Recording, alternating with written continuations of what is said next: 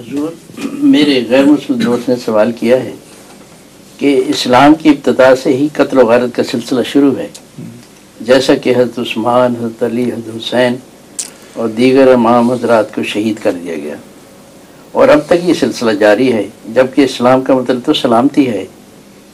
اس تعلیم کا اسلام کی نام لیوا ہوا افراد پر کیوں اثر نہیں پڑا؟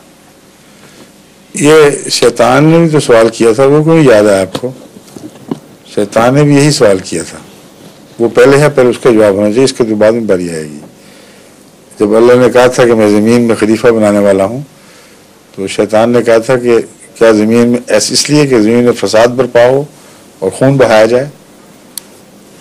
اس سوال کا حل جو بھی ہے وہ اس سوال کا بھی ہے جو آپ کر رہے ہیں۔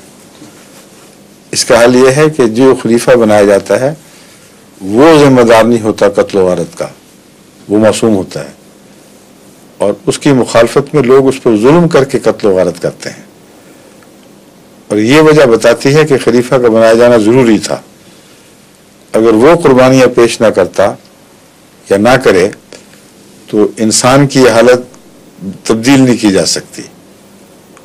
اس کی مظلومیت، اس کا قربانیوں کے لیے اپنے آپ کو پیش کرنا اور اس کے ماننے والوں کا، یہ ظلم کے خلاف جہاد ہے، جو انسان کو ظلموں سے پاک صاف کرنے کے لیے ایک لازمی قدم ہے، جس سے اٹھائے بغیر یہ اگلا مقصد حاصل نہیں ہو سکتا۔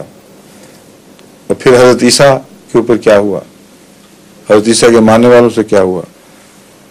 تو نہ اس نے آدم سے بات شروع کی، نہ اس نے عیسیٰ سے بات شروع کی، حضرت محمد صلی اللہ علیہ وسلم سے بھی گزر کے بھی حضرت امام حسین سے بات شروع کر دی ہے۔ ظلم جہاں بھی ہے، جو بھی کرتا ہے وہ ذمہ دار ہے، اور اس کے خلاف جو لوگ قربانیاں پیش کرتے ہیں وہ کفارہ کا جو ان کا تصور ہے، صحیح تصور یہ ہے کہ ہر ظلم کے خلاف برسر پیکار ہونے والا جو ظلم نہیں کرتا اور ظلم کا نشانہ بنتا ہے مگر بہادری سے بنتا ہے، اعلیٰ اقدار کی حفاظت کرتے ہوئے بنتا ہے، وہ ہے جو لوگوں کا کفارہ بنتا ہے۔